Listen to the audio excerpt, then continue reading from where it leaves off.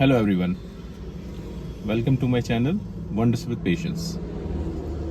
सो दोस्तों, ये मेरे चैनल की आज मेरी पहली वीडियो है और मैं एक सीरीज़ स्टार्ट कर रहा हूँ जिसका मेन मोटिव ये रहेगा कि हमें ये जानना है कि हमें सेकंड हैंड या फिर यूज्ड कार परचेज करनी चाहिए या नहीं चाहिए।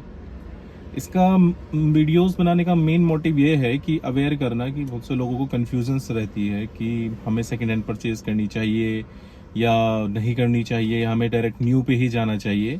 तो मैंने इसी से रिगार्डिंग मैंने अभी रिसेंटली कुछ टाइम पहले ही मैंने एक सेकंड हैंड कार परचेज की है जिसके बारे में आपको आगे वीडियोस में बताऊंगा। और मैंने उस सेकंड हैंड कार परचेज करने के दौरान जितने भी इश्यूज फेस किए या कोई भी क्वेरी थी मेरी, मैं सारी इस वीडियो सीरीज के थ्रू आपके साथ शेयर करूंगा। ओके। एंड एक और लोगों में कंफ्यूजन ये रहता है कि हम सेकंड हैंड गाड़ी परचेज तो कर रहे हैं, उसमें कोई दिक्कत ना आ जाए या फिर कोई भी इशू ना हो तो वो कैसे रिजॉल्व होगा। तो वही सब आपको बताने के लिए मैंने एक कुछ पेपर्स पे पॉइंट्स लिखे हैं। सो हम इन्हें डिस्कस करेंगे। सबसे पहला जो मेरा पॉइंट है वो है कि हमें सेकंड हैंड कार या फिर यूज्ड कार भी क्यों परचेज करनी चाहिए।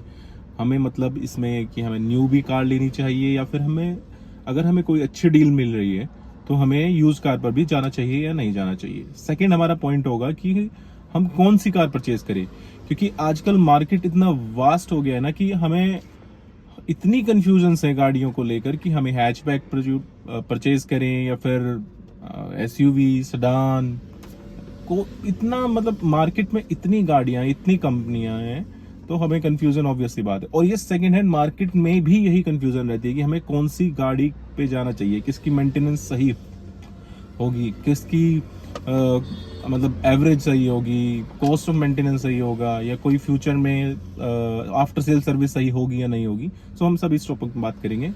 और थर्ड हमारा पॉइंट है कि हमें किस वेंडर से परचेज करनी चाहिए। वेंडर मतलब कि हमें क्या, तो फिर हमें मार्केट में जब हम सेकेंड हैंड कार परचेज करने जाते तो हमें हर चौराहे पर, हर एक सिटी के हर गली के मोड़ पर भी हमें कोई ना कोई हमें कार बेचने वाले मिल जाते हैं, जो कि हम उन्हें एक नॉर्मल डीलर्स बोलते हैं। या फिर हम ट्रस्टेड वेबसाइट जैसे कि स्पीनी, Cars24, OLX ऑटोज, या फिर हमें किसी ट्रस्ट वैल्यू से या मारुति की कोई वैल्यू ट्रस्ट है उससे हमें परचेज करना चाहिए। तो हम सब इसके बारे में टॉपिक में बात करेंगे। Then next we go for the fourth point कि how we decide the budget. मतलब हमें कितना, कैसे बजट को डिसाइड करना चाहिए कि हमें इतने बजट तक की गाड़ी सबसे बेस्ट रहेगी, तो उसके रिगार्डिंग में बात करेंगे। क्योंकि अगर हम बजट का देखें तो सेकेंड हैंड मार्केट में भी बहुत सी ऐसी गाड़ियां हैं जो कि नई गाड़ियां से जस्ट 2 लाख 1 लाख रुपए वैल्यू कम है। तो फिर हमारे वहां पे दिमाग में कंफ्यूजन आता है कि हमें सेकंड हैंड कार ही क्यों परचेज करें, हम थोड़ा 1 लाख या 2 लाख एक्स्ट्रा ऐड करके एक न्यू कार परचेज कर। और फिफ्थ है हमारा सबसे मेन पॉइंट है ये, क्योंकि लोगों के दिमाग में बहुत कंफ्यूजन रहती है। एक मिडिल क्लास फैमिली से कोई बंदा अगर कार परचेज करने की सोच रहा है तो वो सबसे पहले किसके बारे में सोचेगा, वो सोचेगा अपनी फाइनेंशियल कंडीशन के बारे में कि मुझे कार कैश पे लेनी चाहिए या फिर मुझे लोन लेनी चाहिए। Yes, sorry, I am not talking about the first hand car, first means new car, I am just talking about second hand car. लोग उसके बारे में भी सोचते हैं कि हमें कैसे अपना बजट बनाना चाहिए और हमें सेकेंड हैंड कार लोन पे लेनी चाहिए या फिर हमें डायरेक्ट कैश पे लेनी चाहिए। यस, आपने सही सुना है, लोन पे। हमें सेकेंड हैंड कार पर भी लोन मिलता है। बहुत से बैंक्स हैं जो हमें एक प्री अप्रूव लोन देते हैं, और अगर आप किसी ट्रस्टेड वेंडर से खरीद रहे हो वो भी आपको एक लोन के थ्रू अमाउंट आपको एड ऑन करा देते हैं अपनी गाड़ी पर। तो हम सब इन्हीं पॉइंट्स के बारे में डिस्कस करेंगे और hope you like the videos. और कोई जो भी आपको क्वेरी होगी वो आप मुझे कमेंट डाउन कर दीजिए, मैं आपको हर एक कमेंट का पढ़कर अच्छे से जवाब दूंगा। तो चलिए हम अपने फर्स्ट पॉइंट की ओर बढ़ते हैं, जिसमें हमारा फर्स्ट पॉइंट है कि हमें फर्स्ट मींस नई कार या फिर हमें सेकंड हैंड कार परचेज करनी चाहिए, या फिर जिसको हम बोलते हैं कि यूज कार ही क्यों परचेज करनी चाहिए। देखिए, सबसे पहला पॉइंट आता है हमारा, इसी के रिगार्डिंग बात करेंगे कि यूज्ड कार परचेज करने का फायदा क्या होता है। एक तो यूज्ड कार उन लोगों को परचेज करनी चाहिए जिन्हें फर्स्ट ऑफ ऑल ड्राइविंग नहीं आती। ड्राइविंग मीन्स कि वो बहुत ही मतलब ड्राइविंग के बेसिक्स भी नहीं जानते हैं, ठीक है, तो उनके लिए सेकेंड हैंड कार एक सबसे बेस्ट ऑप्शन है, ठीक है। दूसरी चीज़ ये है कि अगर आप मार्केट में न्यू कार देखने जा रहे हैं, तो अगर आज आप किसी भी शोरूम में जाएंगे तो आपको देखने को मिलेगा कार्स की वेटिंग्स। यस, ये एक 2020 के बाद से एक टैगलाइन बन गई है कि आपको आपकी गाड़ी पर 1 महीने की वेटिंग, 2 महीने की वेटिंग, चिप्स अवेलेबल नहीं है गाड़ी की, जो कि हमारे चाइना से या फिर जापान से बन के आती हैं, कि उनकी अवेलेबल नहीं है। तो यही चल रहा है। तो आपसे डीलर एक्स्ट्रा चार्ज करते हैं पैसे कि हम आपकी गाड़ी को XYZ गाड़ी को हम आपकी जल्दी डिलीवरी करा देंगे, तो आपको इतना एक्स अमाउंट देना पड़ेगा, और नहीं तो आपको 6-6 महीने, 12 महीने, इनफैक्ट 2-2 साल भी वेट करना पड़ रहा है। अब इतने में तो एक न्यू कार का वर्जन ही लॉन्च हो जाता है कि अगर हम 2 साल गाड़ी का वेट करें, तो एक ये भी प्लस पॉइंट बन जाता है कि अगर हम सेकेंड हैंड कार को हम देखने जा रहे हैं मार्केट में। और तीसरी चीज़ ये है कि जब हम गाड़ी अगर न्यू देखते हैं, तो आज के टाइम में अगर न्यू, आपने देखा होगा कि न्यू गाड़ी में भी बहुत दिक्कतें आती हैं। मैं किसी कंपनी को पॉइंट आउट नहीं कर रहा हूँ, बट आप भी बहुत सी वीडियोस देखी होंगी कि न्यू गाड़ी में भी, चलती गाड़ी में आज परचेज की और कल सुबह मॉर्निंग में इश्यूज आ गए। बिल्कुल बिल्कुल होता है, ये आप सब ने देखा ही होगा। तो इसमें ये नहीं मानता कि चलो ये तो मैकेनिकल चीज़ है, इसमें इलेक्ट्रॉनिक्स पार्ट्स हैं, कुछ ना कुछ इशू आ जाता है, चाहे वो नई हो या पुरानी हो। बट मेरा कहने का मतलब यही है कि ये आदमी के दिमाग में एक ये फैक्टर तो रहता ही है कि मैंने कल ही कार परचेज करी हो और आज ही मेरी गाड़ी में ये इशू आ गया। तो ये भी एक पॉइंट हो जाता है कि ऐड ऑन हो जाता है कि हमें सेकेंड हैंड कार ही परचेज करनी चाहिए इसके रिगार्डिंग भी। और दूसरी चीज़ ये है कि आपका ट्रैवल कितना हो पा रहा है। सपोज कीजिए कि आप सिटी में ही ड्राइव करते हैं, और सिटी में आपका ट्रैवल हो गया डेली का अराउंड 15 to 20 किलोमीटर्स या फिर 30 किलोमीटर्स, तो उसके हिसाब से आपको क्या कार परचेज करनी चाहिए। मेरा मतलब है कि न्यू ही कार परचेज करनी चाहिए या फिर सेकेंड हैंड कार ही आपके लिए एक बेस्ट ऑप्शन हो सकता है।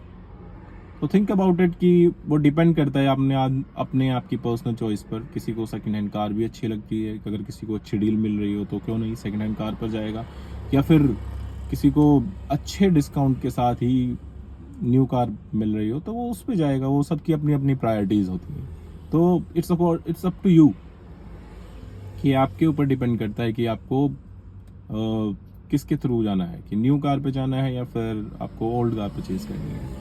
हाँ, एक और चीज़ जो कि बहुत ही वो है कि जब हम ओल्ड कार देखते हैं तो इसमें भी एक ओनर्स का पॉइंट आता है कि हमें फर्स्ट ओनर के पे जाना चाहिए, सेकंड ओनर पे जाना चाहिए या थर्ड ओनर कार पे जाना चाहिए। होता क्या है ना कि फर्स्ट सेकंड थर्ड ओनर में क्या होता है कि सपोज कीजिए कि आपने आज किसी ट्रस्टेड वेंडर से कार परचेज की, उसने आपकी RC ट्रांसफ़र कर दी और उसके कुछ पीरियड्स में उसने आपको एक लिमिट दी है कि आप इतना किलोमीटर ड्राइव कीजिए और आप इतने दिन तक आपको अगर सेटिस्फेक्शन नहीं है तो आप अपनी कार वापस कर दीजिए। तो इसमें क्या होता है कि उसने तो RC आपकी नाम पे ट्रांसफ़र कर दी है, अब सारा पेपर वर्क हो चुका है। अब आपने गाड़ी सपोज कीजिए 4 दिन चलाई और 200 किलोमीटर में आपको लगा कि गाड़ी अच्छी नहीं है और आपने वो रिटर्न बैक कर दी। तो इससे क्या हुआ कि जिस बंदे ने पहले वो कंपनी ट्रस्टेड वेंडर को दी थी तो वो एज अ फर्स्ट ओनर था। नाउ अब आपने कार परचेज करके उसको रिटर्न कर दी, तो अब आप वो गाड़ी सेकंड ओनर हो गई। तो फिर वो क्या करते हैं वेंडर, फिर उसमें कोई भी इशू होगा उसको रिजॉल्व करके किसी और XYZ पर्सन को या थर्ड पर्सन को भेज देते हैं। तो फिर वो थर्ड पर्सन आता है, उसको चेक करता है, अगर उसको भी उसको सेटिस्फेक्शन नहीं मिलता, सेम पेपर वर्क्स हो जाते हैं, तो वो फिर उसे रिटर्न कर देता है और ये थर्ड ओनर कार हो जाती है।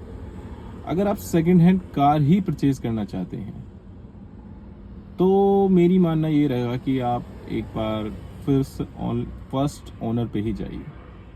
That's my opinion. बाकी अगर कोई अच्छी डील है या और अच्छी गाड़ी है, आपकी पसंद की गाड़ी है, आपके बजट की गाड़ी है, तो अगर आपको सेकंड ओनर भी है और वो अच्छी है तो गो फॉर इट, कोई इशू नहीं है। बट यही है कि मेरा मानना है कि हमें सिर्फ फर्स्ट ओनर कार ही देखनी चाहिए। तो चलिए हम अपने नेक्स्ट पॉइंट की ओर बढ़ते हैं और अब डिस्कस करते हैं कि हमें सेकंड हैंड में कौन सी कार परचेज करनी चाहिए। यस, क्योंकि अगर आप सेकंड हैंड या फिर यूज्ड कार्स में अगर मार्केट में कार देखने जाएंगे तो वहाँ पर भी बहुत सारी वेराइटीज़ हैं, बहुत सारी। मतलब कि अगर आप सपोज कीजिए कि अगर आप किसी भी एक वेंडर पर जाते हैं तो आपने देखा होगा, ऑब्वियस सी बात है कि वहाँ पे भी डिफरेंट कंपनीज की कार्स अवेलेबल हैं। तो ये डिपेंड करता है अब आपके ऊपर। ये कैसे डिपेंड करता है, ये 3 फैक्टर्स पर डिपेंड करता है कि हम एक बजट लेके चलें। सबसे सपोज एग्जांपल, आपको एक 5 लाख तक का बजट है और आपको उसमें एक हैचबैक प्रोड्यूस करनी है, ठीक है। उसमें वो डिपेंड भी करता है कि अगर ज़्यादा चली हुई तो उसमें हमें सेडान भी मिल सकती है, बट मैं एक एग्जांपल ले रहा हूँ कि हमें एक मिनी हैचबैक हम प्रोड्यूस कर रहे हैं 5 लाख के अंदर, ठीक है। तो लेकिन आप ये मत सोचिए कि नेट आपने अगर 5 लाख तक का आपका बजट है तो आपको 5 लाख तक की ही गाड़ी पड़ेगी सेकेंड हैंड मार्केट में भी। मैं बता रहा हूँ आपको एटलीस्ट 50,000 से 1 लाख तक का अपना एक्स्ट्रा बजट लेके चलना पड़ेगा। अगर आप 5 की देख रहे हो तो ये मान के चलिए कि आपके 6 लाख तक लग सकते हैं, क्योंकि हो सकता है कि अगर आप सेकंड हैंड मार्केट में एक्सप्लोर करने जा रहे हो, आपका बजट 5 लाख था, आपको कोई गाड़ी 5, 20, 5, 30, 5, 40 की पड़ रही होगी, तो अगर आप उसको नेग्लेक्ट नहीं कर सकते। उसको आपको अगर अच्छी डील मिल रही है तो आप गो फॉर इट। तो अभी क्या है कि मैं आपको ये बता रहा हूँ कि हमें कौन सी गाड़ी चूज करनी चाहिए। वो भी डिपेंड करता है आप ही के ऊपर। अगर आपकी प्रायोरिटी है सेफ्टी, अगर आपकी प्रायोरिटी है एवरेज, और आपकी प्रायोरिटी है रिलायबिलिटी। तो फिर सपोज मैं किसी कंपनी को पॉइंट आउट नहीं कर रहा हूँ। अगर आप जैसे एग्जांपल ले लेते हैं मार्केट में टाटा की कार्स, वो आप जानते हैं किस चीज़ के लिए मशहूर है, Hyundai की कार, और अपनी मारुति की कार्स, और महिंद्रा की कार, किया की कार्स। मार्केट में बहुत सारी कंपनीज अवेलेबल है। वो आपके ऊपर डिपेंड करता है कि अगर आपको अपनी सेफ्टी प्रायोरिटी पर रखनी है, एवरेज प्रायोरिटी पर रखना है, या फिर आपको बस एक गाड़ी में रिलायबिलिटी चाहिए, या फिर एक कॉम्बिनेशन बन जाए कि हाँ, this car is safer also, reliable also, और ठीक ठाक एवरेज दे देती है। तो वो टोटली आपके ऊपर डिपेंड करता है कि अब आपको किस कंपनी की कार चूज करनी चाहिए। और एक और फैक्टर ये भी आपको सोचना चाहिए कि इस गाड़ी को मैं परचेज कर रहा हूं तो इसकी सर्विसिंग कैसी होगी। यस, कि इसकी आफ्टर सेल सर्विस कैसे है, कंपनी कितना हेल्प करती है रोड साइड असिस्टेंस में, या हमारी इसकी मतलब अभी तक की हिस्ट्री कैसी रही है कंपनी की कार सर्विसिंग में। ये भी आपको एक सोच के चलना पड़ेगा बिफोर परचेजिंग द कार, ठीक है।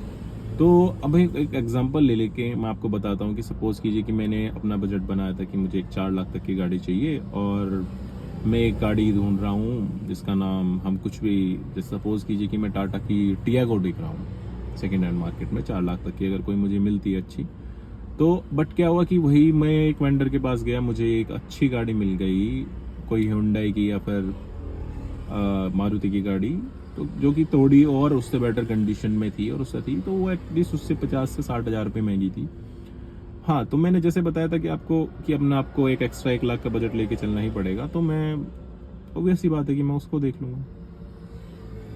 तो बट वो टोटली डिपेंड करता है आपकी अपने अमाउंट पर, अपने बजट पर, कि अगर आपने यही सोचा कि हमें फिक्स इस तक चाहिए तो वो बिल्कुल फिक्स नहीं हो पाएगा। मैं आपको भी बता रहा हूँ कि थोड़ा तो आपको अपना एक्स्ट्रा बजट लेके ही चलना पड़ेगा। तो आगे भी मैं इन वीडियोस में ऐसे ही पॉइंट डिस्कस करूंगा कि related to the second hand cars, okay. और अगर आपकी जो भी क्वेरी हो आप मुझे कमेंट डाउन कर दीजिएगा, I will revert to it. और ये थी मेरी एक छोटी सी वीडियोस जो कि एक सेकेंड हैंड कार परचेजिंग के दौरान आपको कैसे डिसाइड करना चाहिए कि आपको कौन सी कार परचेज करनी चाहिए। और आने वाली वीडियोस में हम यही डिस्कस करेंगे कि हमें सेकेंड हैंड कार पर लोन लेना चाहिए या नहीं लेना चाहिए, हमें किस वेंडर से बात के थ्रू हमें सेकेंड हैंड कार परचेज करनी चाहिए, और सबसे महत्वपूर्ण कह सकते हैं और सबसे इम्पोर्टेंट पॉइंट ये कह सकते हैं कि किस कंपनी की ही कार परचेज करनी चाहिए। यस, एट द एंड मैं आपको ये भी बताऊंगा कि किसी कंपनी पे ही आपको जाना चाहिए, चाहे कोई और भी डील हो, लेकिन हमें उसी कंपनी की कार को चूज करना चाहिए, ठीक है। तब तक के लिए take care, bye bye, and subscribe my channel.